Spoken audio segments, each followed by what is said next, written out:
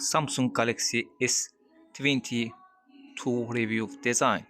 After experimenting with a polycarbonate back for the Galaxy S21, the Galaxy S22 sports an upgrade in materials, with an aluminum band around the middle and a glass back that's made out of Gorilla Glass Victus Plus that should boost durability.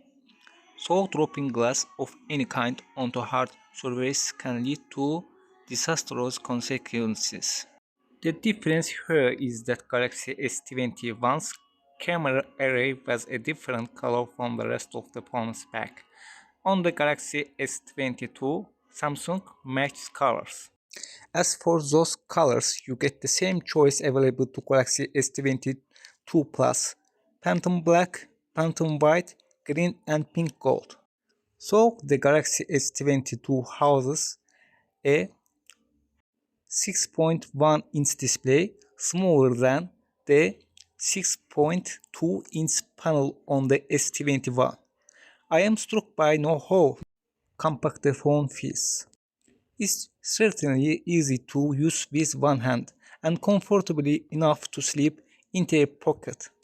If, like me, you have shied away from big phones because you have found them too unwieldy, that's certainly not a problem with the Galaxy S22.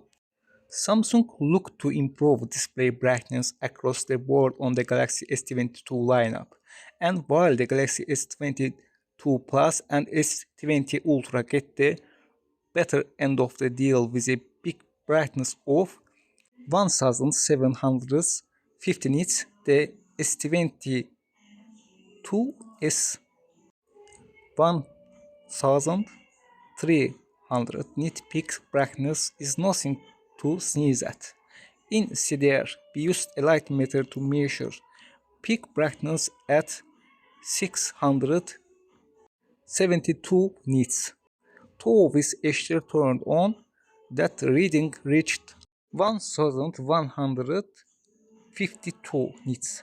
To put those numbers in context, the iPhone 13 hit 795 nits of brightness when we tested that display.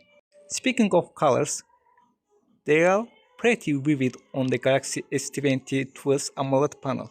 When set to natural mode, the S22's display shows off 110% of the sRGB color spectrum, matching the iPhone 30's output. You can get even more colors on the S22 screen by option for vivid mode, so that will come to expense of color accuracy. Now I want to talk about S22 cameras. The Galaxy S22 features the same basic camera setup that Samsung used for the Galaxy S21, but with some notable improvements to the hardware. The main camera now has a 50 megapixel rating instead of the 12 megapixel wide-angle shooter used in last year's phone. The sensor is 23% larger to let in more light, as Samsung makes a push to improve camera performance in low light. The Galaxy S22's focus on what Samsung calls night photography extends to the night mode.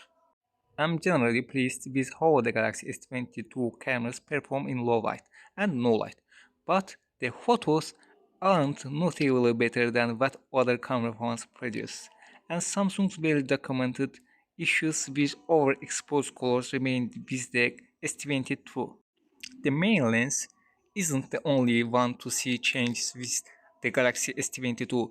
Samsung also changed things up with the telephoto lens, downgrading the sensor from 64 megapixel to 10 megapixel, but opting for a 3x optical zoom instead of the hybrid zoom it used on the Galaxy S21.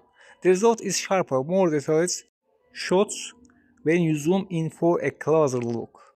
The 12 megapixel ultra-wide camera on the Galaxy S22 appears to be unchanged.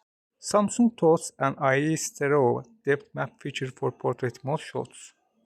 in which artificial intelligence better separates subject from background. I kept the portrait effect turned on when testing a selfie taken by the Galaxy S22's 10 megapixel front camera. Again, Samsung's camera phones does a good job separating me from the background, but the picture is more washed out. The cameras have clearly improved on the Galaxy S22, particularly when it comes to low light shots and portrait pictures. The trouble for Samsung is that its leading competitors on the camera phone front, Apple and Google, haven't stood still either. As good as the cameras Galaxy S22 are, Samsung still has some catching up to do in terms of color if it wants to overtake its rivals. The phone can capture 8K video recording at 24 frames per second and 4K video and 60 fps. Then thank you watching for my channel.